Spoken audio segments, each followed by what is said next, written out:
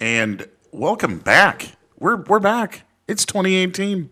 It's the Bull Session Podcast. It is. Sitting here, I am Buck Russell. Across the table from me, and with a lot less electronics, is my good friend Marcus Cross. How are you, my friend? Good morning. Good morning. I'm well. It is 2018. It is 2018. I would just like to point that out. Yeah, we haven't podcasted in a while, so And what we're is back. Today? February 4th? Yes, February 4th. It is Super Bowl Sunday. Yes, it is. And so we won't be watching it. That. Yeah, we'll talk about that a little bit later when we get to the sports section of the program. I'd like to talk about that now. Well, fine. I'm joking. We don't have to talk about it now. No, because we have a lot. We've been off for a while. We've been off for a while, and the Republicans have done so much, to help with the Christmas spirit and everything. And, they've done their duty. New Year's resolutions, they've done a good job with that, too. Yeah. And it's funny because, we thought that maybe the new year would start off good and, we'd have some kind of bipartisan deals going on and fake news. And I'm sorry that is not here. Let me do that again. What'd you do? Is that your butt? No, your butt? That's just something that is not going to happen. It's not because I've got new toys and I'm trying something here to give us a little more sound effects. Toys R Us. No, I have two tablets in here to my left and my computer in the middle and the board to the right. And if I could take a picture and there's a beer in the middle, because this is going to be a fun podcast. Because are you talking about a drunken podcast? This could be a drunken podcast today. And it is. What time is it? It's 5 o'clock somewhere, and it's nearly 5 o'clock now. So salute. It's 4 a.m. in China. Salute to you, my friend. And so, yes, we are drinking, but that's all right. Bars are closing down in China right now. It's 4:15. Nice. They're probably not open. As you all know, last week was the president's first State of the Union address. I loved it. It was. Did you watch it? No. Neither did I. I didn't want to see. I watched clips of it though. I didn't want to see the stupidity, because you think it's going to be everybody. He's going to sit there and talk like the way he does, and then they're all going to stand and clap. And honestly, if I'm on NPR right now, which of course is I have to show you this picture. It's hilarious. From NPR, it has Mike Pence standing behind blowing Trump. Paul Trump. Ryan with that smug little smile in his face. I face. gotta disagree with you on that one. I love when Paul Ryan smiles. Yeah, no, he I never don't. It makes me want to punch him in his and then it has Trump kind of ugly fucking mug. I'll show you this picture when we get our first break. But Paul Ryan next to Ted Cruz has the most punchable face on the planet. Yeah. Those two, you stand them next to each other, and you have two fists.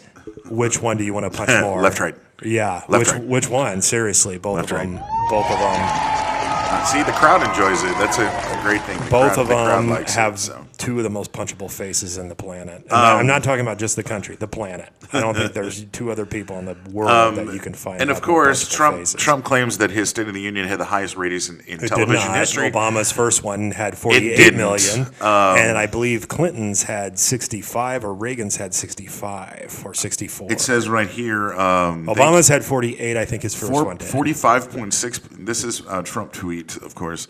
45.6 million people watched, the highest number in history. At Fox News beat every network for the first time ever, with 11.7 tuning in. Which is also bullshit. And as we look at the viewership, and if you look at, they have a graph literally from 1993 to the present. President Clinton in 1993 had over Clinton had almost 70 million viewers.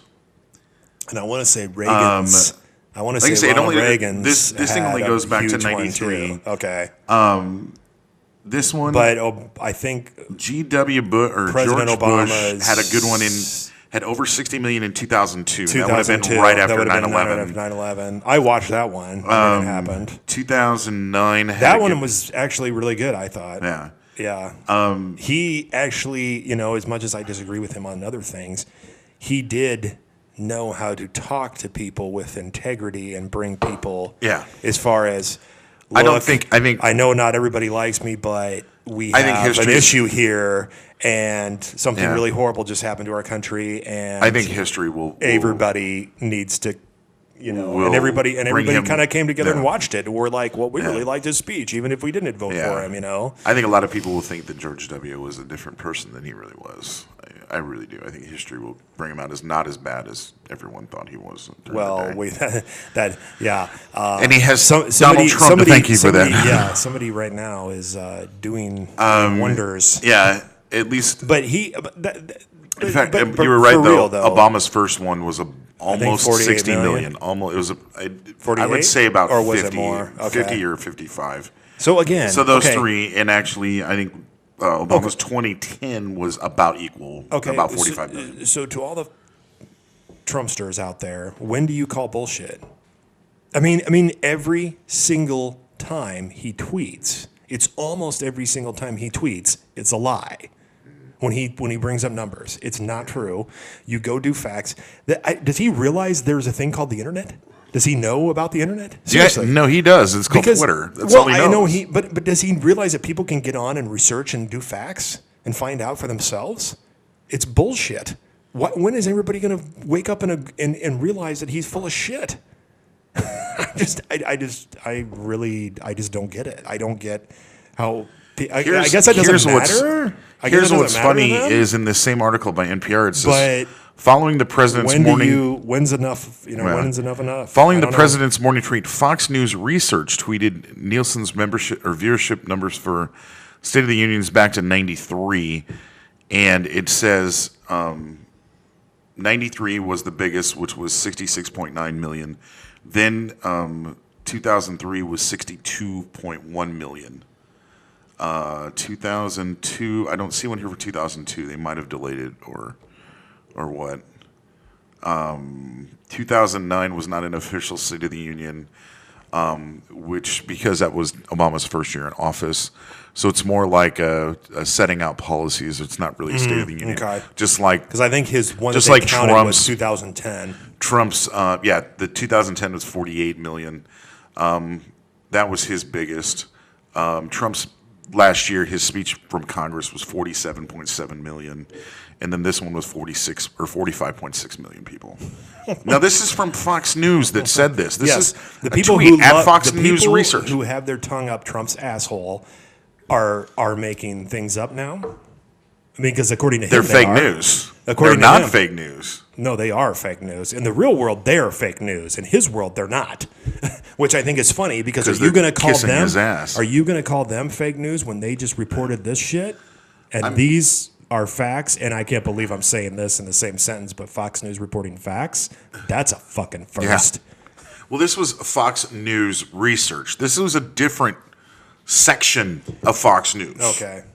So we'll let them have that. Okay. But here's the one thing, too, is that in another article about, let's do a little fact-checking, if you will. Okay? Hashtag MAGA. Here's the funny thing is that when you sit there and you read this article and you look at the things, listen to this. This is what's funny. Right? And I have to laugh at this, okay? This is Trump from his speech. I'll laugh for you. I quote, we heard about Americans like firefighter David Dahlberg. He's here with us also. David faced down walls of flame to rescue almost the 60 children trapped in California's summer camp threatened by those devastating wildfires. To everyone still recovering in Texas, Florida, Louisiana, Puerto Rico, and Virgin Islands, wherever you are, we love you, and we will pull through. Excuse me, and we always will pull through together, always. That's what he quoted said. There is a correspondent there. This is a fact checking. He said, quote, more than 4 months after Hurricane Maria hit Puerto Rico, about 30% of U.S. territory's residents are still without power. So how do they see it? 3.5% lack running water. FEMA says it will spend $13.7 billion in Puerto Rico this year. The agency says it's shifting from an emergency response to a long-term recovery phase. FEMA announced it would stop distributing food and water to cities it's been doing, but will continue to providing aid to nonprofit groups. Senator Bill Nelson, a Democrat from Florida, has urged FEMA to reverse that decision. And then, as of December 31st at 5 p.m., FEMA is not halting the distribution of food and water. Right. So they made that change. Okay, let's go to the next fact thing. All right. Quote, Trump, tonight I call upon all of us to set aside our differences, to seek out common ground, and to summon the unity we need to deliver for the people. This is really the key. These are the people we are elected to serve. All right. I'm curious who wrote this speech for him. I would love to. He's not very good at reading the teleprompter. Domenico Montanaro from NPR said, and I quote, despite the president's call for unity, he has done little to bring the country to the parties together. The country is divided as ever been in modern times. Polling shows that 40% of the country strongly disapprove of the president, and a solid percentage strongly approves of the president. Okay, that makes no sense. Trump's approval rating is the lowest of any modern president at the same time in their presidency. It is low and yet remarkably stable because of a hardcore base described by a Republican blah, blah, blah, blah. But Americans say that Trump has divided the country since his election, according to a recent NPR PBS NewsHour Marist poll. And I agree with that. I think he's divided the country. He's done two things. He's divided the country. Excuse me. He's divided the country. Did you just throw up in your mouth a little bit?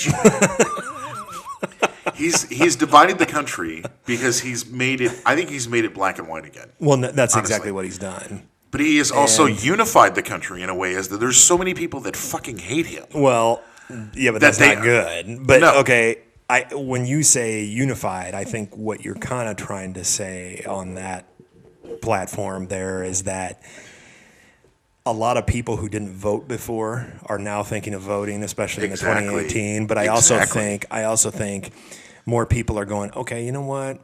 This shit's bullshit. I can't believe this guy's doing what he's doing. So I'm going to get out and I'm going to write a bunch of shit on this poster here and I'm going to stick it to a fucking picket and I'm going to go out and protest with these other people. I think he's united people in the way of bringing more energy to people going political. Look at the women's march. You had other marches going on, which he took credit for that. He thought that they were for him. They were marching. Not supporting. No, the they were women's protesting march you stupid fucking retard. And basically Republicans getting in their vaginas. Yes, that's what that whole women's march. Not one person was there that was for Trump. Okay. No.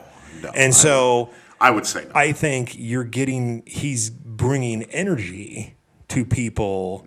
Not bringing energy, but he's giving people the energy to go out and go, I'm going to protest. I'm going to stand up. I'm going to get in line with these other people and stand outside. I had people at my work, I told you about this, that were protesting the hiring of Betsy DeVos at Deb Fisher's office because she was going to vote on that and blah, blah, blah, blah, blah. And that was last year. And I had never seen that before. I didn't see that under Obama. I didn't see that under Bush. I've been in that building for a long time. I didn't see anybody ever doing anything like that. And they were coming out. It's her office by... Not far from where you work, it's up the right? street. Yeah. And it wasn't, and here's the thing, we're not talking 10, 20 people. No, we're talking like 60, 70 people. Then they said there was going to be about another 100 after I left, and I left at like 5:30. They said there was going to be another 100. A cop told one of our employees that there was going to be probably another 100, 150 people there. So these aren't 10, 20 people just standing around, like the people down at the abortion clinics. No, these were people pissed off there with signs, peacefully protesting. I have never seen that in at least 20 years. Easily. No, it's been a long time since I've seen anything like that. Yeah, and this was right in my work. Yeah. I would have seen that before. Exactly. I've never seen that. So I think that's what you're talking about when you say he's bringing people together. People are united in hate against him. Yeah, that's what I meant. Yeah, but he's also being very divisive in the country. And I'm not saying devising as in like diversity. He's there is now, and you have to think as we go back to the election. The election is that the poor white working man who has had it so fucking hard over the last 100 years. Just felt so bad that they were just not getting the attention they deserve. And this is coming from two white dudes, okay? Not getting the attention they deserve. They're like, we've been ignored for women and black people, and we're going to make a stand and vote this idiot in. No, it's just, he's basically taken these groups and almost validated them. I mean, some of them that we don't want validation for. Well, again, when you can point out there are people on both sides that are good people. There are people on both sides that are good people. There were people on both sides. The one side was Nazis. How are there anybody? There was good people on both sides in World War II. How are there anybody? Yeah. at Charlottesville on the one side that were good people. They were hanging out with Nazis. You're hanging out with sociopaths. You're not a good person. I'm sorry to say that. I mean, our president is a sociopath. So, Yeah.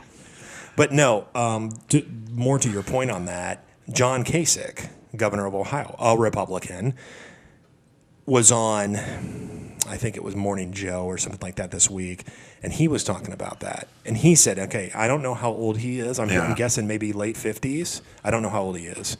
But he said he has never, ever in his lifetime, seen this country more divided than it is. Never in his lifetime. And I'm guessing he's been around for almost 60 years, and he's never in his lifetime seen this country divided as much as it is now. That's pretty fucked up. That's pretty bad. He was born 1952, so he is. Oh God, so he's like 67 or 65. 65. He'll be 65, 60, or he'll be 66 this year. Yeah.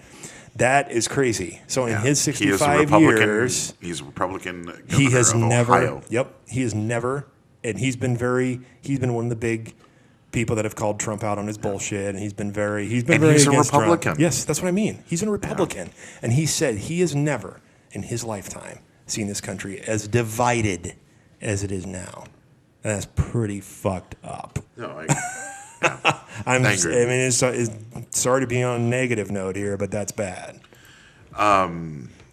Way other thing says that he's created more jobs in the speech. I'm That's paraphrasing also bullshit here. because unemployment was going down. Yeah.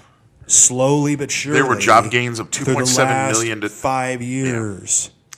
They have 200,000 All he's new doing is jobs taking credit. 200,000 new jobs in manufacturing. That is also not true. He is seeing rising wages. I haven't seen it personally. There is bullshit. Where? Unemployment hit a new 45-year low. That did, but it mostly improved during Obama's presidency. And they didn't give any recognition towards that because No. they hated Obama. Stock market has crushed one another, and he goes, yeah, the stock market is good is because all the rich people is the people that do the stock market. But you got to think is, Fake news. GW, basically did some things that did tank the economy. We had the big depression in 2009, 2010. And the recession, all the that. recession, and we had that in the Dow Jones was down to 8,000. Yeah, it was during pretty bad. Obama, it went up to like almost 15 or 16. Or It slowly close to grew 20, over the last yeah. 10 years. And I think it's in the mid 20s now or something, or high teens, early 20,000s. So you got to think we're getting better. The country is on a good step, but the thing that pisses me off is it's been going in that direction. It's been going up. Right.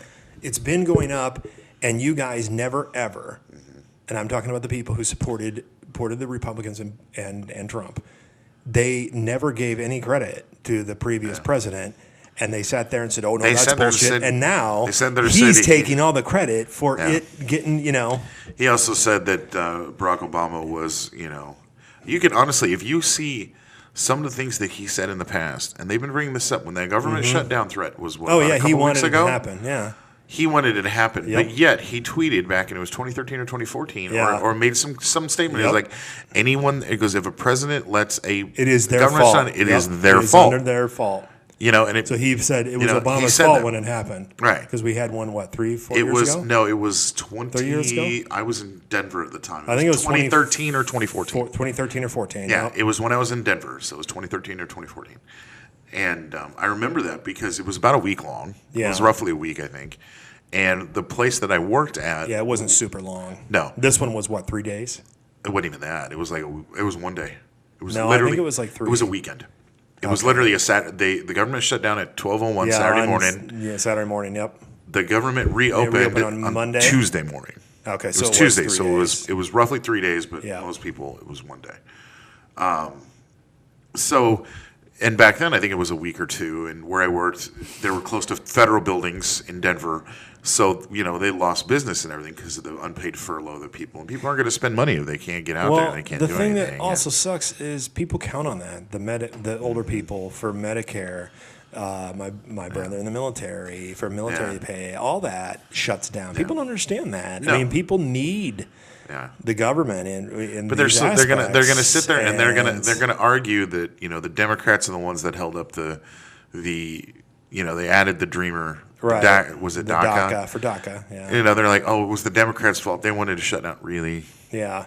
I'm not Who going to has control of the Senate? I was like, who has control of the Senate? Who has control of the House of Representatives? Who is the president? The Republicans have a very slim control of the Senate. They definitely don't have the numbers unless they go the nuclear option. Exactly. In the Senate, in the House, they have this, at least the majority in the House. Right. And we sit and wonder now, as we get into 2018, are we going to get that change? Are we going to see literally a shift in 2018? Yeah. Are we going to see the Democrats take the House and the Senate back? Yeah. There are a lot of red areas in this country and that are very ingrained. And I'm not saying just for Trump. Well, I'm saying in Republican areas. And we live in a state. We live in the state of Nebraska, which is a red state. It has been carried red with the exception of Obama. The two, it was literally when Obama came the first time, his first election in 2008, he carried only one district. He did District 2, which is Omaha. Okay. Omaha, basically now Douglas and Sarpy counties, which is the Omaha metro area. He carried them, so he got 1 out of the 5 electoral votes for the state. The second one, he did not win one electoral vote in Nebraska. He did not win Nebraska at all. Okay. No votes in Nebraska. What also recently has been happening, I think, that they've been doing what you've seen in the recent elections, which we saw against Roy Moore in Alabama and stuff, which obviously that wasn't, a landslide by any means, and it was still pretty fucked up that he came that close to winning, but he did lose. Yeah. But if you look at a lot of the elections that happened around that time, we had their first transgender person get in office. I forget where it was, but you had a lot. It was in a state office. Yeah, you had a lot actually kind of come through, and in places where people were going, no, a Republican should have won that, and they didn't. I remember. And I think people are starting to slowly but surely look at just kind of the way the country is and who's really helping you out, who's really helping you. And I mean, I definitely don't agree with everything the fucking Democrats do, but you got to look at kind of see who is helping us. What are your principles and who's going to help those principles? And not only that, and who are the people that represent you? Are they doing their own agenda? Are they listening to anyone? Or are they listening to anyone? Or are they just bought and paid by fucking lobbyists? And yes.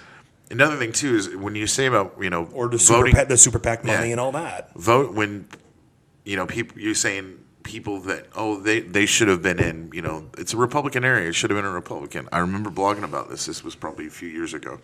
There was a openly gay mayoral candidate for, I think it was Houston. It was somewhere in Texas. I think it was Houston. And she was openly gay. She never, and her opponent had never made a big deal about it. But yet the special interest groups, the religious idiots, and all that made this big deal that, is this what you want? Do you want a gay person in charge? Will they do the gay agenda or what? Which I still don't know what that is. What is the gay agenda? What is again? Everybody's just going to look fabulous. Everybody's going to be gay. Yeah.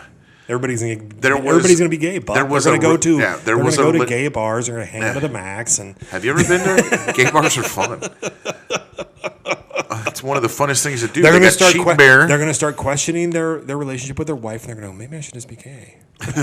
But there was a religious pamphlet that said, "Is this what you want?" And it shows a picture of that candidate. I wish I knew her. It was Annika something, and she would, do you want her? Do you want this to represent us?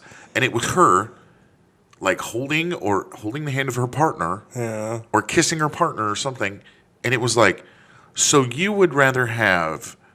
You don't want someone who is in a committed relationship who's gay, right? But you want someone who is apparently straight, who's cheating on his wife and beating his kids or something or other, right? Or going to a strip club and stuff like that. I don't understand. They're okay with that. Yeah. Well, it was kind of funny. I'd kind of like to bring this up real quick if I can. No, we have time, definitely. CNN, Don Lemon he was interviewing, is it Billy Graham Jr.? What's Billy Graham's kid's name? I think you're right. I think it's Junior. Okay, it's just Billy Graham Jr.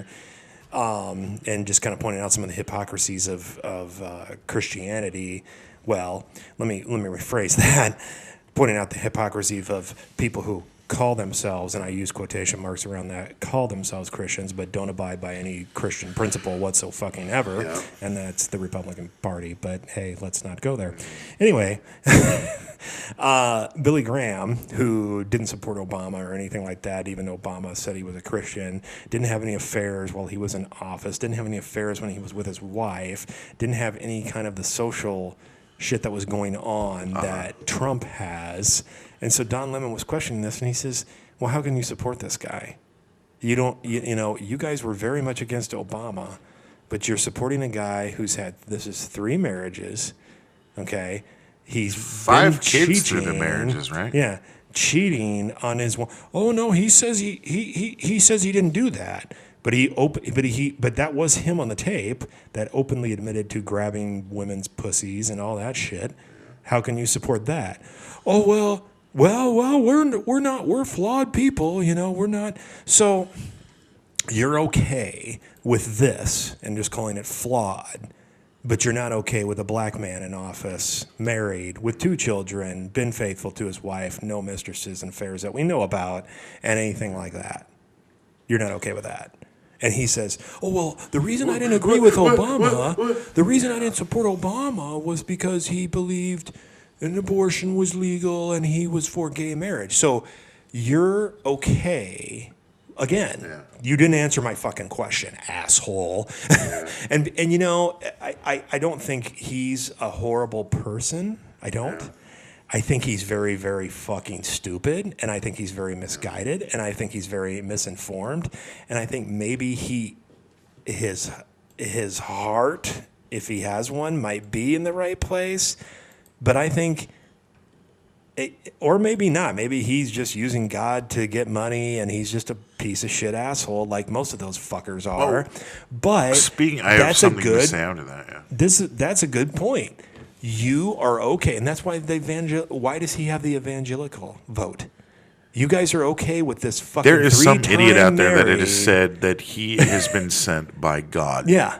Oh, I've heard that. I don't remember who it is. But how is it? How is it that you're cool with this guy, with Christian principles and everything? Do you really, honest to God, and this kind of sounds stupid, but do you really, honest to God, think if Jesus was here, he would fucking be cool with this fucking clown?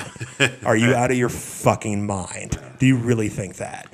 And he would be going, oh, well, no, I didn't like that Obama guy. But this Trump guy, we're all sinners. Yeah. But this Trump guy, he's a good dude. Yeah. I just no, you're absolutely no. right. I don't get that. I don't get how somebody could be that fucking stupid and think that this guy is. And every time he sits there and says, "Oh, I'm a Christian," you're not a fucking Christian. Fuck you, Trump. You've never were. You've never even probably read one word of the goddamn Bible, all you're doing is playing to the base and getting those votes. That's all you're doing. There is what's funny is there is it just to me it points out the hypocrisies of. It really does kind of go to show you why didn't they support Obama? I don't know. Maybe what is it about Obama that they didn't like? What is it? Yeah. Well, here's one thing too. Is there is just something about there's him. a voice actor. I just can't put my finger on. There's a voice actor who he has a lot of faith. He will sit there and talk about his faith even at conventions. He's an anime voice actor, and And I was watching a video the other day about he basically was practically almost nose to nose with some Christian protesters, and he was saying, and I quote, he was like, he goes, I tell these kids, if someone asks me about my faith, he goes, some of these kids, the only thing they have is wow, that has not been a half an hour. Anyways. Sorry, my electrics are worn out. No. He goes, these kids may not have anything. This may be their escape from a deadbeat dad or something along these lines, or you have a kid that's that's gay, and he goes, you're sitting there telling him, he goes, just because of that Jesus, God, whatever, right, does not love them. And he goes, Right. no, he does. And he goes, he loves them regardless of who they are. And I've heard some famous people that have faith say this. And I'm like, when you think about it, okay, and if you're going to go off those lines, if you read the Bible, and if we have anybody can sit there and find out where this is in the Bible, and I know it's there, is that Jesus basically went and preached to the lepers, right, and healed them when no one else would, and the hookers, and the thieves when no one else would. Right. So, but yet there are people that will sit there and, but I give my 10% tithe at church, I'm good. Or I go to church, I went to church this month, I'm good. Yeah. No. If you're going to walk the walk, or if you're going to talk the talk, you got to walk the walk. And that's the problem that I have with these, especially these assholes in our politicians. They don't fucking do that. All they do is talk about it. Do you really think Jesus would be cool? And I'm not going to say on like what I follow or anything. I will say that I believe in God, but I'm not going to say what I follow. But I'm going by Christianity because of the simple fact that I know the most of it over any other religion because I was raised in that religion and my mom worked in a church. But it's like, if you go that route, do you really think Christ is cool with 5 Mercedes-Benz and 6 fucking houses, which all those assholes have? You really think they're he wasn't real cool with the rich people when I was going to Sunday school. I just don't know how these guys sit like Mike Pence, that fucking piece of shit. Yeah. He sits there and talks like he's this great fucking guy and the bull fucking shit. This guy, people that think that, I can sell them fire right now, $20 a spark. Because if they really believe that, there is something seriously wrong with their minds. This guy's not a fucking Christian. He's going to say so he can get your vote, but he doesn't walk no walk. What, because he goes to church and he doesn't curse? That's not what it's about. Mike Pence calls his wife mother. So he wants to fuck his mother. Anyways, gotta move on to something else. And this also tells you that, like, kind of the hypocrisy of Donald Trump. Because Chicago Cubs co-owner Todd Ricketts is now named in relation to... Yes, it's his brother. Oh, God. Is named the new RNC finance chairman. Wait, what happened to Steve Wynn? We'll find out. Here we go. Oh, that's right. 50 people accused him of sexual harassment. What? Jessica Taylor at NPR. The Republican National Committee has named Chicago Cubs co-owner Ted Ricketts its new finance chairman, days after its former fundraising chief, real estate and casino magnate Steve Wynn stepped down amidst allegation of sexual assault. We say this, and this is what's funny. Hey, he denied it. It was fake news. This is what's funny, okay? Ricketts comes from a family with deep roots in conservative politics. His father founded TD Ameritrade right here in Omaha. His mother and his mother have been major GOP donors. His brother, Slinky Pete. What? Slinky Pete. Sneaky Pete, I guess, is the current Republican governor of Nebraska. Television show on Amazon. Ricketts and family. This is what I find funny about it, is Ricketts and his family actually opposed Trump during the primaries for supporting Governor Scott Walker from Wisconsin. Oh, God, who's just as bad. And Texas Senator Ted Cruz. Who's even worse. The family later funded an anti-Trump PAC in hopes of stopping him from winning the nomination, prompting a threatening tweet from Trump in 2016, and I quote, "I hear the Ricketts family who own the Chicago Cubs are secretly spending money against me. They better be careful. They have a lot to hide." Once Trump became the nominee, the Ricketts family supported him. Of course. And on Wednesday, Trump praised the selection of Ricketts. It's like, you were screaming at him a year ago. And all of a sudden, now he's your best friend? That's... Okay, not to get off your... just let me say this real quick before you continue. Yeah. I got to say it real quick. No, go. That's his way of... That's all you got to do. The leaders all around the world found this out. Once they hate him, China, England, whatever, all they do, and he hates them back, All you do is you show him a picture of him or something, kiss his fucking ass, and he will love you. Be like, but I really did love your book, Art of the Deal. Oh, well, and then he'll be your best friend. All you got to do is kiss his ass, suck his fucking dick like Fox News does, and he will be your best friend. Seriously, it's classic dictatorship personality. Yeah. Steve Wynn, the Produce RNC fundraising chairman, stepped down over the weekend after a report in the Wall Street Journal. And if you didn't know, Wall Street Journal is also owned by Rupert Murdoch, who is a massive Trump fucking love child. That he pressured a manicurist who worked at his Las Vegas hotel. He also looks like a boil that melted, but go ahead. His Las Vegas hotel to have sex with him, which is part of a decades-long pattern of sexual indiscretions. When, of course, a close friend of Trump's has denied the allegations. It surprises me. It does that. It surprises you that he's got sexual harassment charges. I know. No. That's weird. Weird. Not true. I'm sure it's not true. Weird. Well, it's time for a break, gang, because I really have to show him this picture of that he's going to laugh at.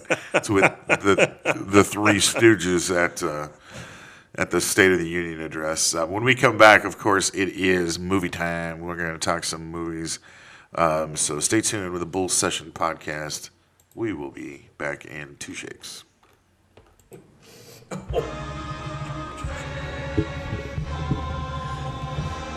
Hollywood. For Bollywood. It's box office time.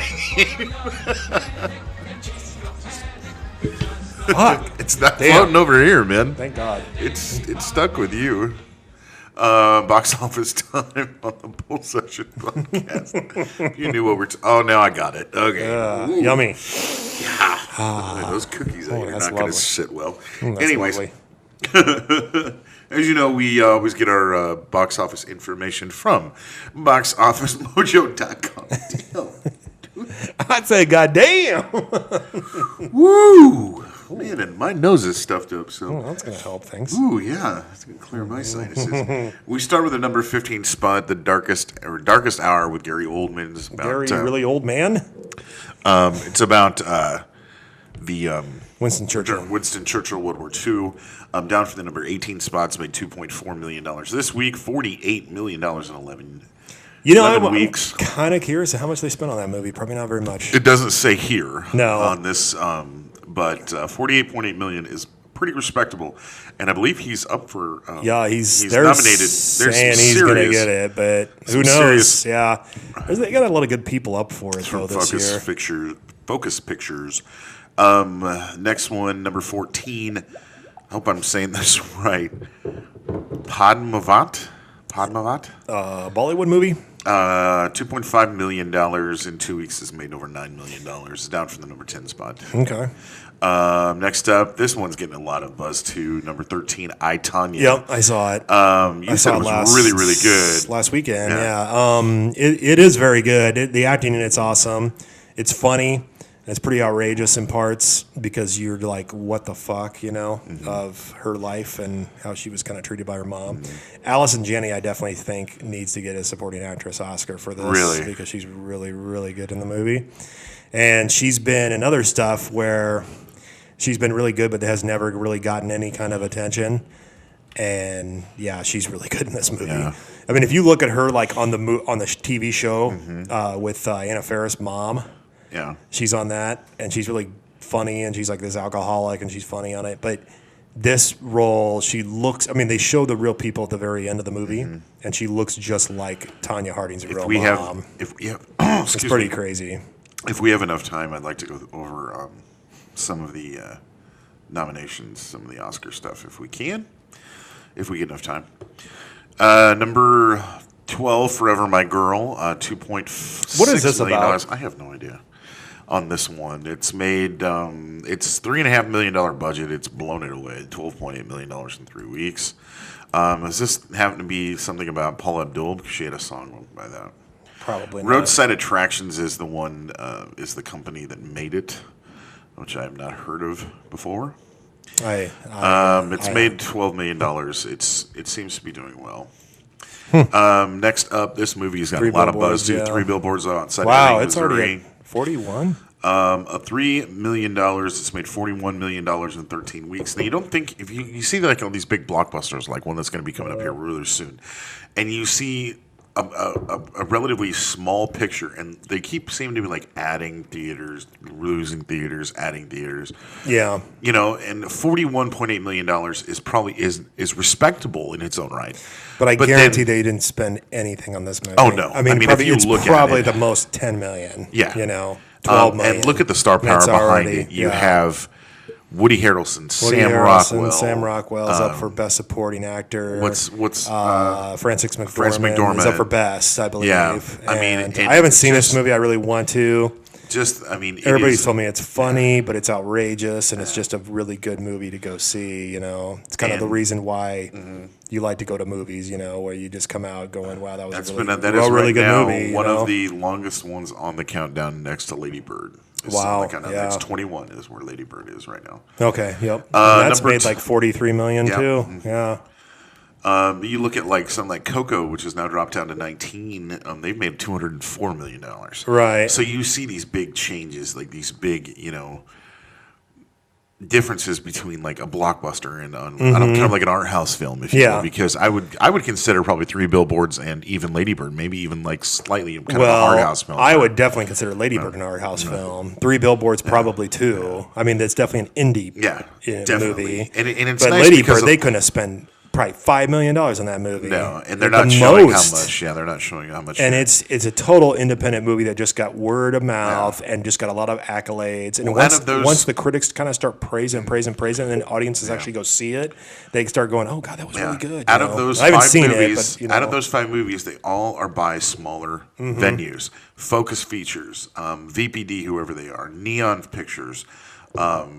Roadside Attractions is another one. Fox Searchlight is their kind of art house. Yeah, that's kind of like the more independent for Fox. Then you kind of get into your little bit bigger ones. And the number 10 spot is Paddington 2, which is a sequel to the Paddington Bear movie starring Hugh Bonneville from Downton Abbey. Okay. Diane's been Sarah. watching that a lot lately. I've never watched it though. Jenny, my wife, watched that entire thing when she was sick over the holidays. She watched all 6 seasons. Oh, it's 6 seasons? It's 6 seasons. And if you look at it, you're like, wow, this is kind of interesting, but you see the dynamic. It's a really, really good show. But you got to kind of pay attention because there's so much. It's like these rich people have people basically dressing them and feeding, practically feeding them and taking care of their kids. And this like, we look at that now and we're like, this is outrageous, but this was the norm 120 years ago. Oh, yeah. When all this was going on. And it takes place in what, London? No, it takes place in it's outside of London. Okay. But it's in England. It's in England during just past Victorian times. Right before World War I, and then it is the first 2 seasons about right before World War I. So it's like and then teens and 19? Teens and 20s. And it shows like everything that happens there. I really love, sorry to interrupt you, I really love a new show that she is actually in, Michelle Dockery, called Godless on Netflix. And it has Jack O'Connell he was in Unbroken with the Angelina Jolie movie that she directed called Unbroken. And Jeff Daniels is in it as a horrible villain. And it's a Western. Yeah, it's called Godless. You should check it out. I think it's 10 episodes on Netflix. I have to look at it. Yeah. It's really good. But Michelle Dockery from Downton Abbey is like the main role on the show. She plays. Is that the Leon? Wasn't she the main character? Wasn't she one of the main characters on Downton Abbey? I don't know her actual name. Oh, you don't? Okay. She's young. I mean, she's probably early 30s.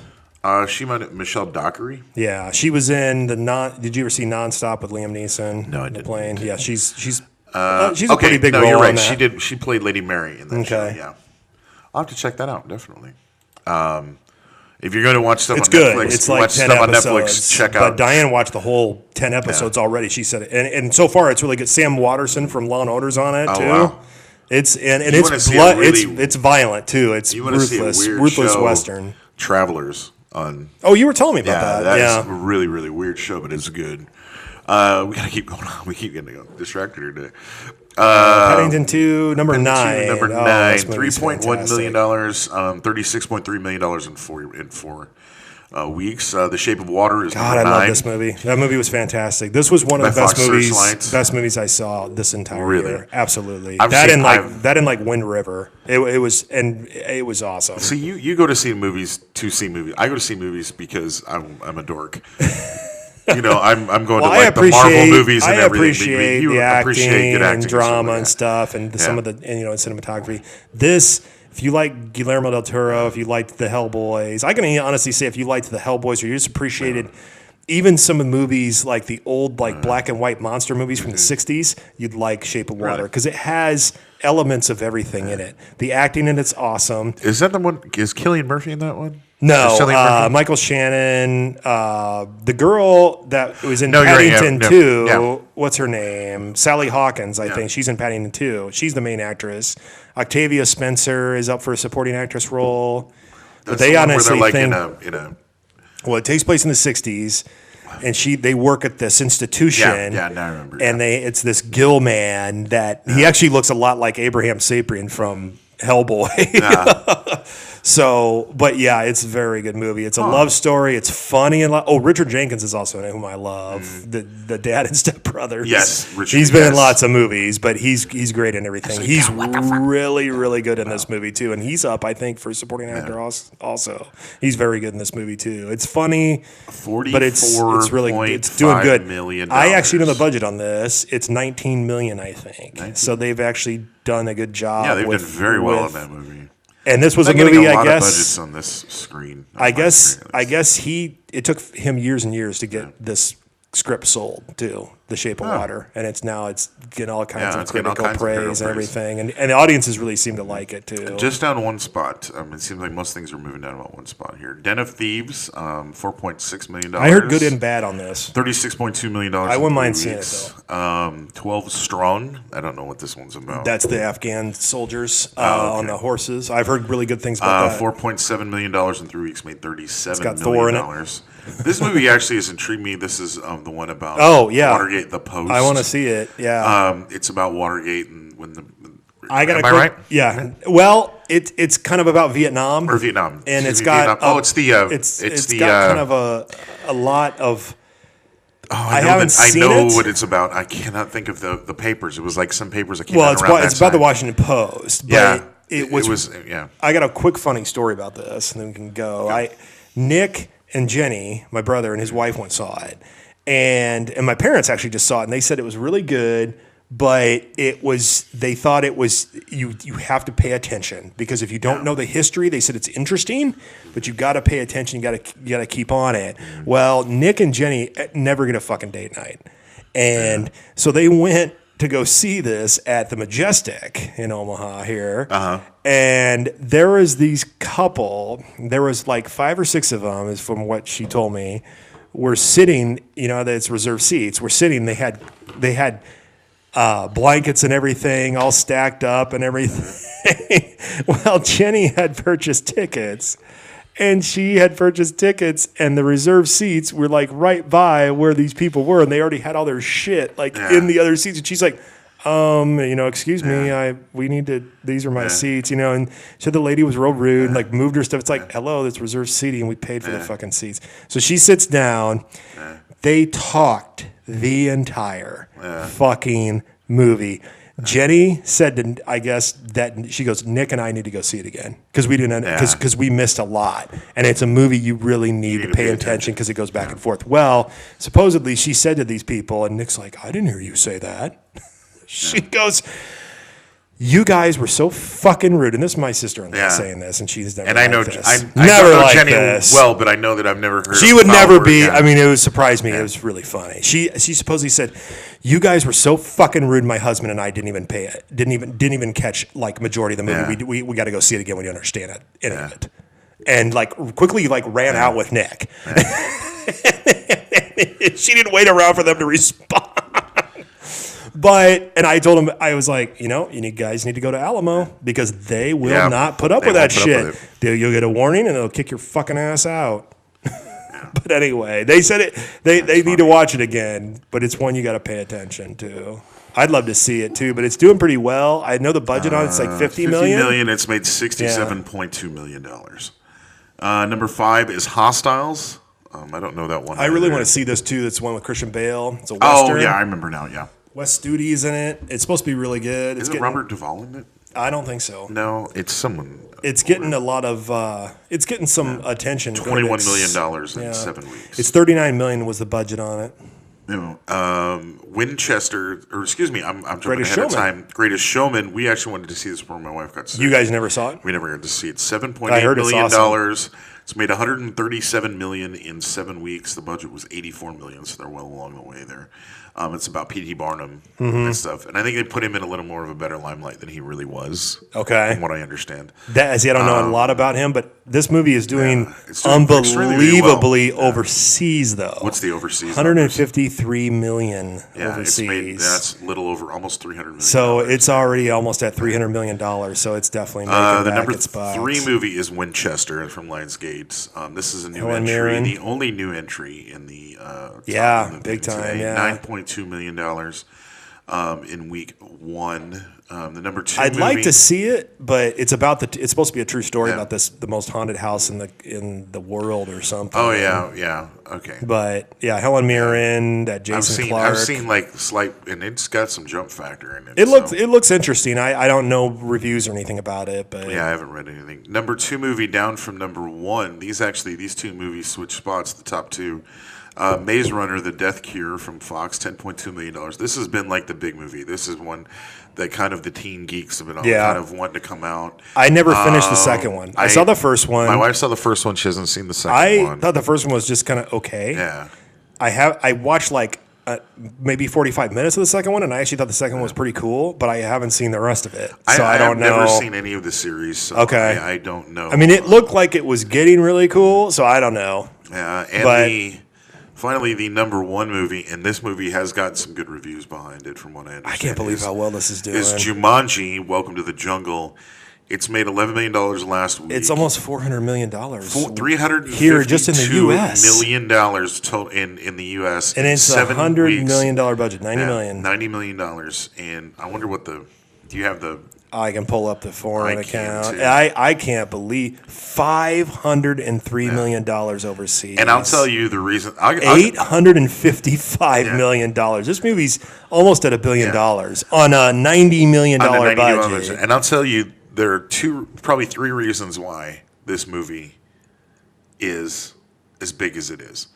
Number 1 is going to be The Rock. He's very demanding demanding right now. He's getting the big paychecks, and people are asking for him to be in his movies. Number 2, they're going to see his movies. The name Jumanji is right there. People have been waiting for a sequel for Jumanji ever since the Robin Williams version. Yeah. Some 20 years Did that do really well? I don't know. I saw in the theaters, I think when it was like about ready to leave theaters when I was like a lot younger. When did it even fucking come out? I don't remember. It was, I think... 90s? Late 80s? No, it was like 90s. It wasn't late 90s, I don't think. It was maybe mid-90s. And another one is, you can honestly put that the 3 co-stars of The Rock also have some power, too. Kevin Hart is really hot right now. He is kind of a bankable star. Jack Black 1995, December 15th, it came out, the Christmas in 95. It was after we graduated high school. Kevin Hart. $65 million. Sorry to interrupt you. $65 million with the budget on it, on the first one. $100 million here domestically it made. That's 95 numbers. $162 million overseas. So it probably... Back in 95. So it did really well overseas. I say it projected, I would probably say about $500 million. I would say. Right. In today's money, I'll bet. Here's and like I was saying, I think don't know. Yeah. Jack Black is another star that is starting to get his way back. He kind of tanked a little bit, but he's on his way back. I think he's somebody that people, when he's thrown into something that's kind of big, people will respond and go see it, like Goosebumps, stuff like that.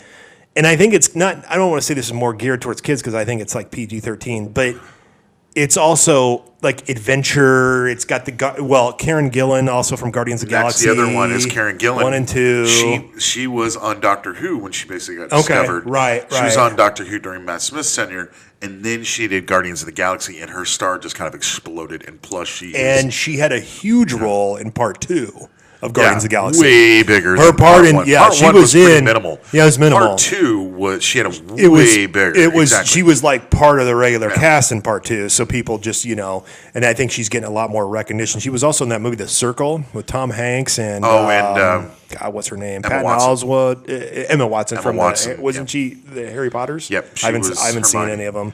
Everybody tells me I gotta watch them. You know, Diane says I gotta watch them. I watched him. I tried reading the Corey books, and likes him too. I could not follow the books. I could follow the movies, but I tried Really? reading the book, and the book just. Well, I heard they're funny. Oh, not funny, but There's I heard they're things missing. good. I heard they get very like darker and serious more in the later ones. Yeah, and it gets start more off real light, and then it goes yeah, dark. and it's kind of more kid friendly in the first few. Yeah. We're real quick. We're at about the 53-minute mark. No, we still have no, we we're still have not. a lot of time left to go. I'm gonna literally see what you think, and I'm gonna try to go through a few categories from the Oscars that are coming up here in a few weeks.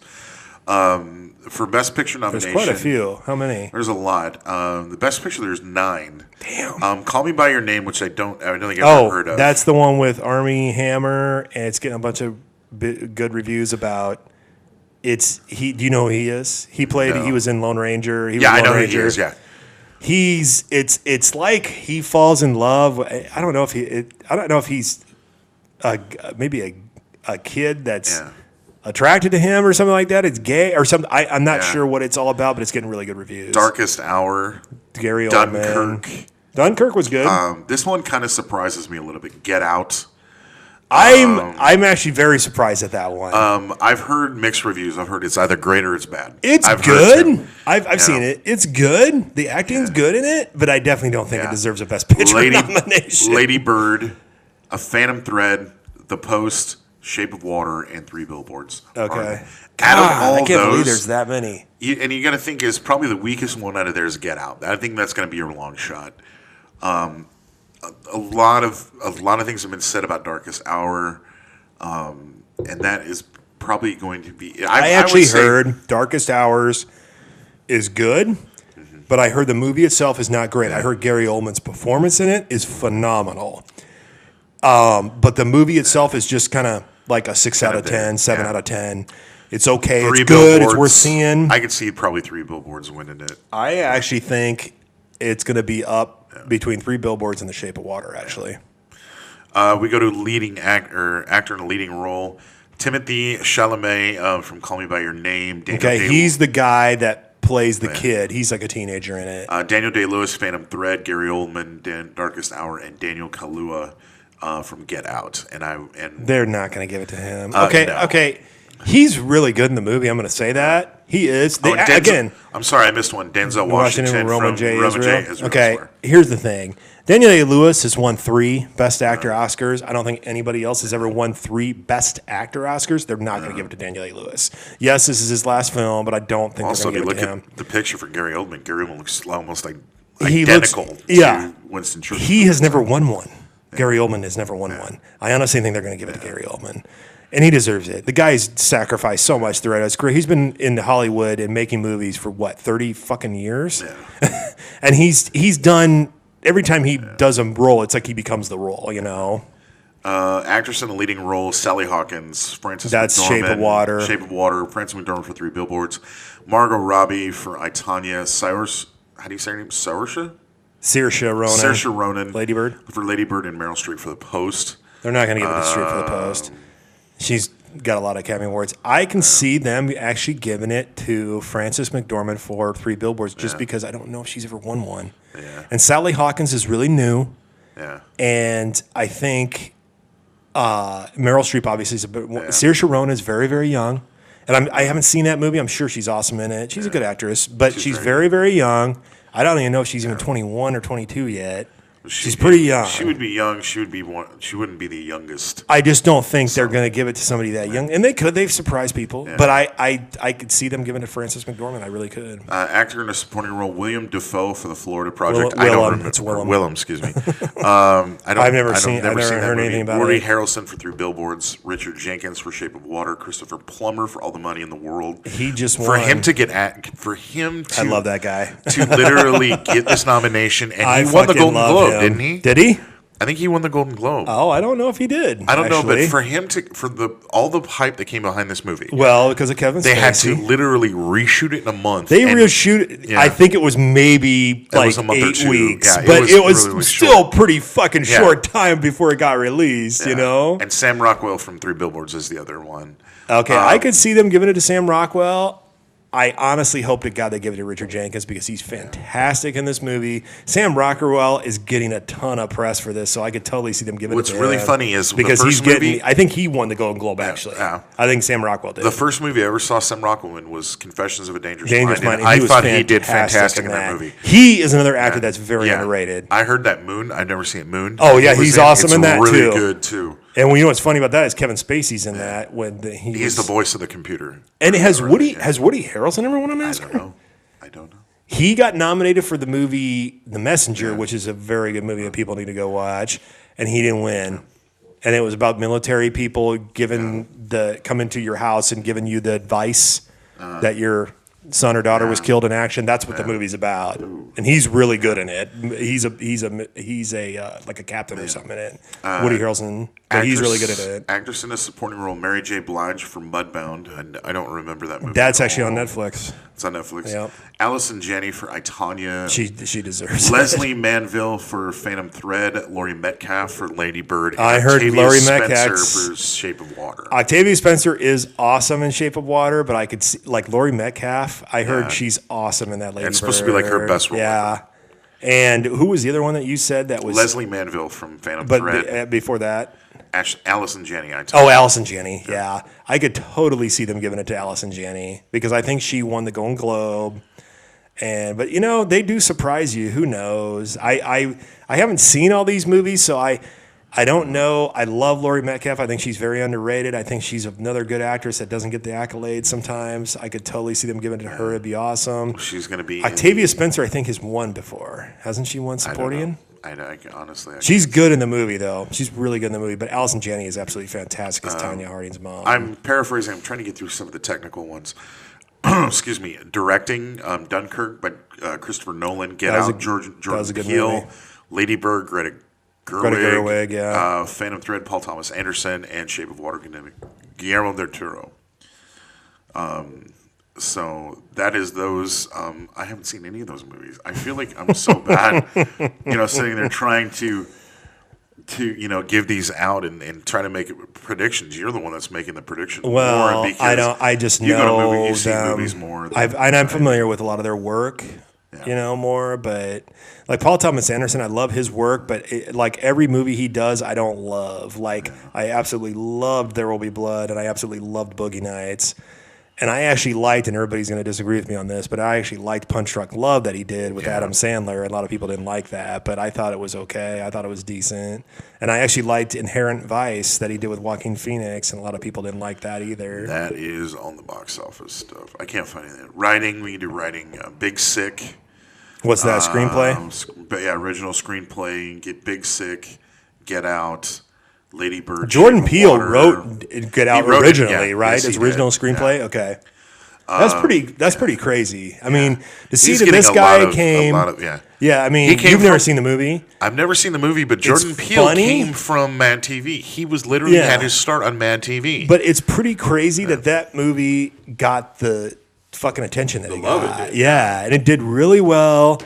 It's got a horror element to it, but it's also got a funny, humorous element to it too. And it also is just like a bizarre, like Twilight Zone feel to it when you walk out of it. You're like, that was really fucking weird. Like, and again, the acting in it is good, but I don't know about like it being nominated for Best Picture. But again, props to fucking him for doing that movie because he really to come from where he's come from and to put out a movie of that fucking quality, well, here's another thing too is if you remember when they said, "Oh, hey, he wrote this movie, Get Out," and you're like, "Oh, it's gonna be funny, like a campy comedy or something," And then it started getting reviews, and a lot of the reviews were like, "He's done something here. Yeah, he's really done, and he tapped into like I think kind of like an." It was like not only that, but there was a lot of social commentary behind it. Considerable amount of. If you watch the movie, there's a huge social commentary on it, which is it's considerable, really fucking interesting, and it really. And he even said this on an interview. I think he said it on when he was on Stephen Colbert. I think it was Stephen Colbert, but I might be wrong. Maybe it's Seth Meyers, but he said it really shows how weird white people are. But yeah, he really did tap into something pretty fucking Interesting. It's got an interesting. He's married to Chelsea Peretti. Okay, so I know who she is. She's on Brooklyn Nine-Nine. Okay. Right now, that's his wife. Oh, okay. Yeah, I know who she Gina is. Yeah. on Brooklyn Nine-Nine. But this guy's, keep your talented. eye on him. He's very talented. He's a very talented young man. He writes and directs in the future. I'll be really curious to what he has to put out. Exactly. It'll be interesting. That's your box office and all that good stuff on the Bull Session podcast with Slim Pickens. No, I'm just kidding with you. What? I don't know. I'm on my third beer now. I'm ready to go to 4. Now you're ready to have a shot. Boy. I still have to drive home. Well, you're at your house today. I don't know. We come back, sports time. I thought we were at a bar. Yeah, that'd be nice. Yeah. Hawaii? I thought I was supposed to be in Hawaii. We'll talk the Super Bowl up next. You've been waiting for this segment. I'm going to try to keep myself calm. We'll be back. Bull Session Podcast. Hang on, part 3 on the way. We have returned, Bull Session, the podcast, part 3. Yes. It's Super Bowl Sunday, gang. It is. It is. It is the slowest day of the year for a restaurant. Is it really? Most people, oh yeah. Unless it's sports bars. Unless you're sports bar. Basically, my wife wants to watch it mostly for the commercials. Oh yeah, that's why most people actually probably watch it.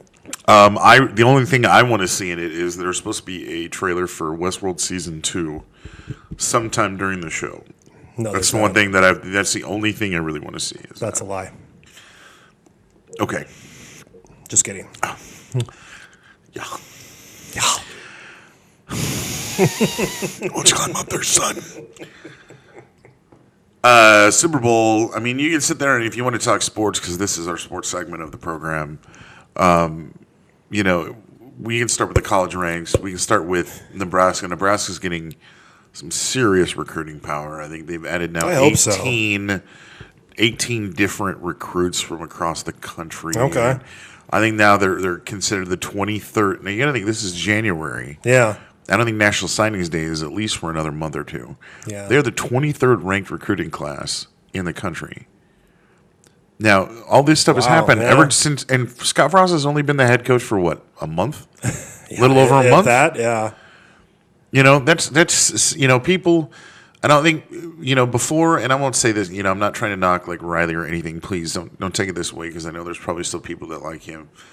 He was a good guy. He was a good guy. He just didn't fit. He couldn't. Yeah, he couldn't make. There was a time when Nebraska. You said the word Nebraska, and literally people only knew of 2 things in Nebraska: Omaha Steaks and Nebraska football. That was it. And if you heard the name Nebraska in football, and literally people kind of like, oh man, this is going to be a rough game. No matter who you were. Oh, yeah. I was like, this is a team that's going to take us to the brink. We're right. going to be fighting out a win. And even if Nebraska lost, it was a good fought win, for the other team. Nebraska did well. Then you have, after Osborne stepped down, we went to Frank Solich. And Frank Solich, I think, got a raw deal. But he's doing very well I think he got a raw deal, too. He's doing extremely well in Ohio. So, that's good for him. Then you have Callahan came in. Yep. Callahan was a recruiter. Callahan can recruit. He could not really have. He was better as an assistant coach. Yeah. Exactly. Or as a coordinator. Yeah, as a coordinator. He could have honestly fit well as a coordinator. Well, I don't know if he could have fit well with a coordinator in college, but he sure as fuck fit well. What's as he a doing coordinator now? What's he doing now? Porn? Oh God, I hope not. Is that what he's doing now? He's in porn with Melania Trump's lesbian porn that she did. No shit, look it up. She did lesbian porn. I'm not even joking. I swear to fucking God, this is true. I'm not joking. Go research it. No, I'm not looking it up. I'm not. I'm looking up something for Bill Callahan, what he's doing now. Bad empty? He's the offensive line coach at Washington. Yeah, see, I think he honestly fits fine in that domain. I think he's fine. He was head coach in Nebraska as a coordinator, and then he was the assistant head coach for the Jets. He was the assistant head coach and offensive line coach, and then he went to the Cowboys and he was the offensive coordinator and the offensive line coach. Oh, so and now he's the offensive line coach for the Redskins. Okay, that was what he's doing. Okay, See, he's fine. I honestly think as like a coordinator or a line coach, he's not good as a head coach in the NFL or college. Yeah. Well, we got to think too is when he became the head coach for the Raiders, he literally inherited that. He inherited John Gruden's from John Gruden. Yeah. Oh yeah. And John he's now going to be their coach again. Yeah, he's going to be their coach. Did you see the deal they gave him? 10 years, $100 million. It was like $100 million. Yeah. 10 years, $100 million. Yep. $10 million a year. Yeah. And I'm like, that's insane. And you have to sit there. Don't other coaches make more than that? More a year than that? I don't know. Really? I thought they did. I thought coaches players make a hell of a lot more. Well, I know players do, but I thought coaches did around that too. No, coaches make probably about, I would say, anywhere between $3 and $6 million. I would say I think it's higher than that in a lot of coaches. What does Belichick make? Belichick. I don't know. Belichick. That fucking cocksucking piece of shit that deserves to die. I won't sugarcoat it. I'll tell you how I really feel about the Patriots. Yeah, please do. The highest paid football coach in college is Nick Saban. Okay. He makes $7 million a year. Oh, see. And next to him would be Jim Harbaugh. And he's at just barely under him, about $80,000 less than him. Okay. And this is from Sports Illustrated. Urban Meyer. Let's see. He has to make a lot, doesn't he? What day is the? I'd like to see if I get a date on this. I don't know if it's probably. Oh, this is a couple years old. Never mind. Okay. NFL coaches. Let's see. The 10 highest. The NFL coaches have to make a lot more than that. I'm assuming. When is this one? This one's from last year too. This is from January 2016. Let's see here. Chip Kelly. Chip did $6 million. Pete Carroll gets $8 million. Okay, so it's not much higher than Sean the Payton college coaches. And Sean Payton, did really well with the New Orleans. He gets $8 million. Bill Belichick is $7.5 million. I'm really surprised that these guys don't make that much more than college people. Wow. Andy Reid gets $7.5 million. Okay. John Harbaugh, who is not Jim, or Jim Harbaugh's brother, I think. He makes $7 a year. Jeff Fisher made $7 a year when he was at the Rams. When he was in St. Louis. Yeah. I don't know what the guy there that now is coaching at the Rams. Yeah, I have no idea. I don't even know. Jason Garrett at the Cowboys. I kind of stopped following them when they moved to St. Los Angeles. Bruce Arians, who just got fired, he made $6 million a year. Okay. He got fired, and I'm really surprised by this. You know who took the place in Arizona? No, I'm sorry. No, I was going to say it was Herm Edwards, but Herm Edwards went Kirk Herbstreit. No, Mike McCarthy makes about $6 million a year. Chip Kelly made $6 million a year. I can't believe that these guys. So that is a pretty high contract then for Gruden. It's extremely high. Wow. 10 for 10. You got to think he's going to a team that they know him. Yeah. And even though it is. What's the name of the family that owns the Davis? Yeah. Chip Davis. Yeah. Who's literally a chip off the old man's block. Right. I think Mark is his son. I think he's done a little bit better running the franchise than his dad, because his dad was literally in every aspect of it. I thought it was Mark Davis that did it. Is it Mark Davis? I thought it was Mark Davis. I thought his name was Chip. That has the fucking bowl cut that looks like Chucky. I swear to God, he looks like Chucky. Look at his hair, dude. Yeah, I'm getting there. It looks like he strapped a helmet on his head and they had him cut around it. He's not a good-looking dude. Not like looks ran in that family.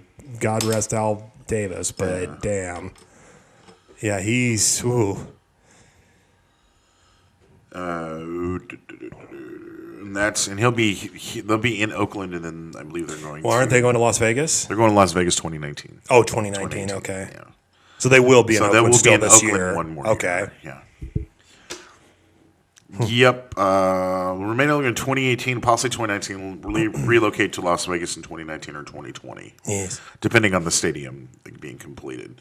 No, you're right. Mark Davis is the majority owner. I'm sorry, that was Chip. Well, Davis. when you said Chip, I was thinking that I was like, well, does he have a brother that took ownership or something? He owns with his mother the controlling interest of the team, which is 47%. Okay, so. Yeah, he. I wonder why they wanted Gruden again. That's a really good question because Gruden did well, but then he got out.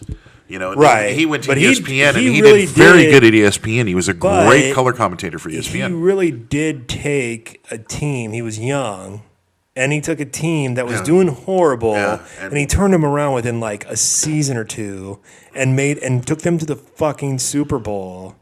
Yeah, and so it's like 2 more losing seasons with Joe Bugle. Well, not the Super Bowl. He took them almost to the Super Bowl. 7-9 in '96 and 4-12 in '97. I mean, he really did. Gruden went 8-8 in '98 and '99, which is respectable after going 4-12. Right. Then they got Jerry Rice prior to the 2001 season, and they went 10-3. Yeah, and ended up going 10-6. And then what was it? 2002. It was 2002 season under Callahan when he went there, went 11-5. And then they made it to the Super Bowl and lost. Well, they lost against Tampa Bay, who Gruden was coaching. So that's kind of a Tampa Bay. That's kind of a but they almost went to the Super Bowl if it wasn't for that stupid fucking tuck rule that the Patriots. That was in the. That was what 2001 or 2? It was 2. It was 2, not 2, 3. Okay, where the Patriots pulled the bullshit that didn't ever exist until the Patriots played the Raiders in that fucking game. That would have been before Callahan. It was before Callahan. I want to say Callahan was. I want to say Callahan was their offensive. Was he their offensive? 2001 offensive coordinator? Yeah, he was the offensive coordinator then. But then and you've got a great recruiting class coming from Scott Frost. I think a lot of things are going to be said here. After the spring game, they lost the kid that they wanted as the quarterback. Okay. So Jones. They're going to get some serious weight, some good players in there. And then as we go to the Super Bowl this week, you have to think is there are 2 teams in the Super Bowl, and a lot of people, and you can say they cheated, and I'm going to play devil's advocate here, okay? Whether they did or didn't, if they cheated, they did. It's a fact. It is. I'm sorry. Everybody admitted to it. People they did. They cheated. They're going to cheat again to this victory. Was terrible. The ruling on the field was terrible. For what? I think Pittsburgh should have won that game. Just for the fact that if you look, I refereed football in high school. Okay. Okay. I remember the rule states when the ball passes the goal line, if the player is inbounds, it's a goal. It's a touchdown. If you look at that, okay, honestly, you're talking about the game that happened. Okay, it would have been the. It was what? It was in the playoffs. Well, it was recently. It was only like 2 months ago. Yeah. It was New England and in Pittsburgh. Yeah. No, I know what you're talking about. Yeah. And literally, and if you and I remember seeing them. It's funny that you bring this up because there's the goal line tons of shit on YouTube showing how it was bullshit. And how they let him get away with a fucking pass, as they always do. Yeah, and Goodell took a lot of heat on it. Then he was like, now fucking should. He's an asshole. He's a piece of shit too. And then he's like, but fuck him. We need to keep an eye on the catch rule, which the catch. I mean, it was a catch. Right. It should have been a Pittsburgh He's also best friends with Bill Belichick, so that's not biased at all. If you remember, we were on the air when that happened. I thought that Pittsburgh had won. Then the very next game. Well, no, you're right. Yeah. Because when you tuned in, I want to say we had it on. It was on. I want to say, and it was just like, they got it. Yeah, it's over. And of course, it wasn't. Yeah, it wasn't. And then the next game they played for the AFC Championship game. Who did they play? Who'd they cheat their way into another one? Was it the Titans? Because their coach got fired like right after this game. I honestly don't know. I think it was the Titans. Sorry, honestly. I don't know. Let's see here if I can find it. Because as you know, this is Super Bowl 52. Is it really? Wow. Yeah. They count these as from 1969. Wow. Okay. 69 was. Excuse me. No, it would have been 69. It would have been. This is 2018. Yeah, it would be 67. 67. Yeah. Yep. From 1967, and that was when the AFL, NFL. Well, actually, no, it would have been 66 if it's 58, or if it's 2018, it'd been 66. It would have been. If it's 52, if it's Super Bowl Yes, 52, they did not start calling it the 66. Super Bowl until like Super Bowl 5. Okay. Before it was the AFC NFC Championship game because it was 1966 because the AFC I didn't know that either. The AFL NFL Championship game. The two teams merged. Or the two leagues merged. The National Football League and the American Football League, because some of the teams from the American Football League, like the Kansas City Chiefs, was an AFL team. Okay. I think Green Bay was an NFL or an AFL team, or they might have been an NFL team. But there have been some considerable teams from the AFL. I think the Raiders were an AFL team. I think Brett Favre was playing for him in '68. Very well could have been. So you have these. No offense, Favre. You have these teams. Oh, and it's in the first quarter, and the Eagles are up 9-3, and that'll probably get blown before too long. I didn't know the game had already started. It starts at 5:30.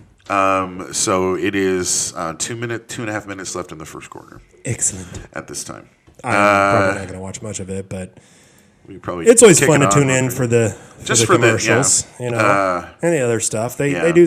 Who's doing the halftime show this time? It's Justin Timberlake. Oh, it is Timberlake. Justin Timberlake. Okay. There's going to be a hologram of Prince there. Oh, really? So that'll be interesting.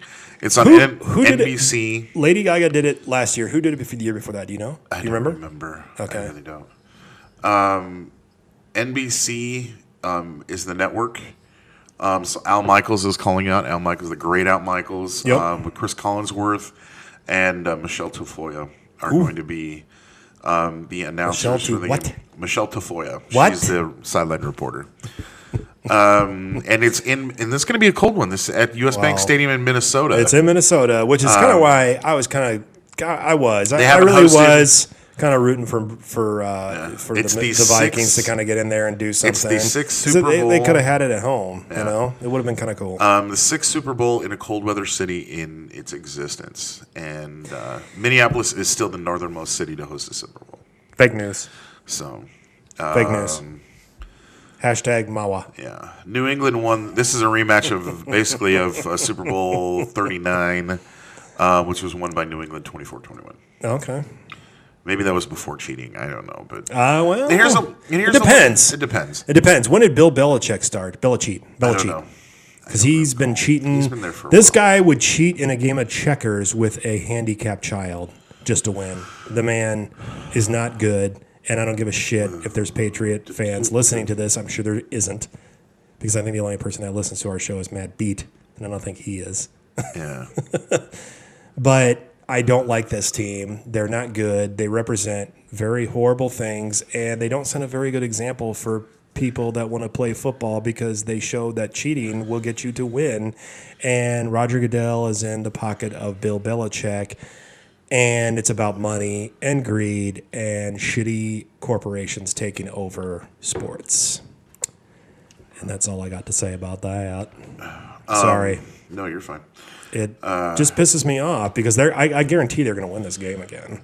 I hope not, because put you got to money think on is the viewership numbers of this game with everything that's happened for this season. I think they rig shit. I really do. And they'll pay the refs. They'll do whatever it fucking takes, and they'll do it. And if that's the way, then professional sports are a joke. Well, they already are a joke. Look at them now. Well, the NFL is becoming a joke. The NFL is a fucking joke. And you got to think is maybe this is NFL. Can you even remember back during the steroid era of Major League Baseball? Yeah. People were like, "Oh my God, baseball's a fucking joke." Oh yeah. The Major League had literally had to reinvent itself, and that's what they did after the steroid era. Is they basically kind of did. Well, they had to drop everything and kind of start over. And it's been successful. I know you're not the biggest baseball fan. I am a huge baseball fan. I like watching baseball live.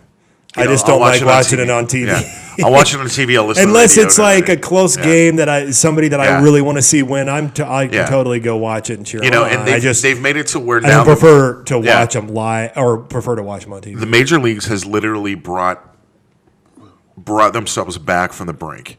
Now it is the NFL's turn. The NFL has literally gotten to this point. It's not going to happen with Roger Goodell in there. I'm serious. It's not going to happen. There was, and there's too much greed and too much lying and too much bullshit going on. Well, if you remember, under the table. And we're getting close to running out of time here, just to let you know. There was a time when okay, yeah. and Jerry Jones, who the owner of the Cowboys, yeah. basically said no. Because I don't want to give this guy an extension. Yeah. I mean, I want to give him a raise. I'll tell you what, most NFL players don't fucking like him. They boo him every time he comes on and makes a speech. Yeah. He's definitely different from the last commissioner of the NFL. I can't remember who was the last commissioner. I honestly don't know. Probably some fucking child molester. Which is probably what we're going to find out Roger Goodell is, too. No offense. I know I spelled that word completely wrong. You would have seen how I spelled commissioner in my computer. You would have been like, what? Oh, my God, dude. How drunk are you right now? Yeah. Yes. Paul Tagliabue. Paul Tagliucci? Paul Tagliabue. Oh. And they had a lot of respect for him. Okay. Definitely a lot of respect for Paul Tagliabue. Did he just resign, or did he just retire? Or he didn't die in there, did he? No. I think he's still alive. Okay. I actually don't. Yeah, I don't know enough about it. It was 2006. Okay.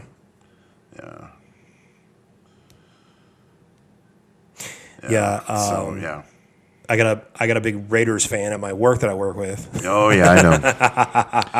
I'm a Chiefs fan, so I can't stand the fucking Patriots. I really can't. Well, it was just funny. He was actually showing me some things that just happened in the most recent game with them, with the Patriots against, God darn it, who were they playing? I'll be quick, but yeah, some things that the refs did. They didn't have one call. They didn't have one penalty, and the other team had like 12 or 15. They didn't have one penalty. Not one fucking penalty. Bullshit. That's bullshit. And all these people were getting up in arms over it, and it's just like, here we go again with this. Why is it just you guys? Why is it just your team? It's not the Seahawks. It's not the Browns. It's not the fucking Redskins. It's not the Chiefs. It's not the Rams. It's not the fucking Falcons. It's not the fucking Cardinals. Why is it just your team that seems to have this happen to them? It's just coincidence? Bullshit. Yeah, and Roger Goodell has been the commissioner since 2006. Okay. Before his top, Paul Tagliabue, he was commissioner for 25 years. Okay. Or 27 years, from 1989 to 2006. And then before him was Pete Rozelle, and he was commissioner for the NFL from 1960 to 1989 for 29 years. Okay. Wow. And then the guy before him was only a year. I'm kind of curious to how long Goodell's going to last then. Austin Gunsel was 59 to 60. Burt Bell was from 1946 to 1959. 13 years. Fucking care about it. Elmer Layden was the first.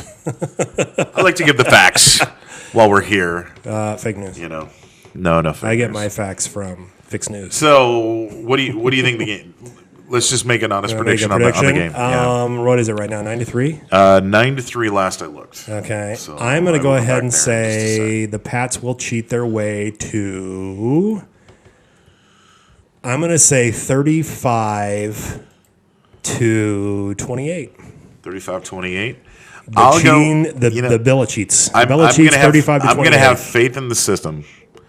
I am. Dude, there's no justice in America anymore. Look who we have as president, okay? I'm going to have faith, and I'm going to say... And by the way, Belichick's a big Trump supporter, so, yeah, 35-28, the cheaters. I'm going to say Eagles 28, Patriots 21. That's what I'm going to say. I'm going to have faith in the Eagles. God bless you, and I hope you're fucking right, but it ain't going to happen. It's really funny, though. If you see, there's a meme going around Facebook right now, and it's a pie graph. It's a pie chart. I might be a little pessimistic, but... And a little drunk. But I'm a realist. There's a pie chart going around on Facebook, and it's literally Buzz, not drunk. A sliver, yeah. There's a sliver that says people that actually are Eagles fans that want the Eagles to win. It's like a sliver, maybe 5% of that pie graph. And then, like, literally the other 95% is everyone else wanting the Patriots to lose. I mean, literally, that's what it is. Yeah, that's all it is. That's all it is. Everybody just hates them. They just want them to lose. So, but 2 minutes ago, you have anything else you want to discuss in 2 minutes? No, not really. No? A funny thing happened on Bill Maher's show the other day. They had Anthony Scaramucci on. Yeah, the bada bing. And real quick, David Frum, I don't know if you know who he is. I don't know. He's a conservative commentator. Bill Maher's had on my show a few times. He used to write, I think he was the communications director for George W. Bush. Yeah. he's just appalled by Trump. He hates him and just all this shit. He was giving Anthony Scaramucci shit and just saying, how do you live with yourself, being that you're basically supporting this guy ruining America. And he and all Scaramucci would say in his defense is, you're mad. You're mad. You're angry. You're mad. Look at this guy. He's mad. He's angry. That He's mad. makes no sense. He would not defend the fucking question. You're mad. You're angry. You're mad. That's all he said. And Bill Maher had to actually like step in and go, okay, we need to move on to something else. You know, it was funny. Yeah. So yeah, it's kind of funny to watch. I don't know about you, but The Price is Right Live is coming to the Ralston Arena, and Excellent. I'm gonna be there on Wednesday. Wednesday. This Wednesday. This Wednesday? It's this Wednesday? Yeah, February 7th. Oh, shit. I didn't know it was this soon. Okay. This Wednesday at the Ralston Arena. I'm going to be there. Hopefully I get called up and I win something, which would be freaking sweet. That'd be sweet. Yeah, that'd be really cool. That'd be cool. You and Jenny going? Yep, me and my wife Jenny are going. Right. And so we'll let you know next time. Buck and Jenny. Buck and Jenny are going. So it's gonna be a lot of fun. So I'm looking forward to that. That's cool that you guys have had those tickets for that long. Yeah. So cool. 15 seconds to go. Cool. We got to sign out of here. It is the end of the program. We'll hope to join you next time. Yep, we will be next Sunday. Next Sunday, we'll see you then, and we'll tell you how our prediction lasted. Till then, speaking on behalf of Bull Session the Podcast, I am Buck Russell. And I am Marcus Cross. We'll see you next time. Till we meet again, my friends. Good night. Out.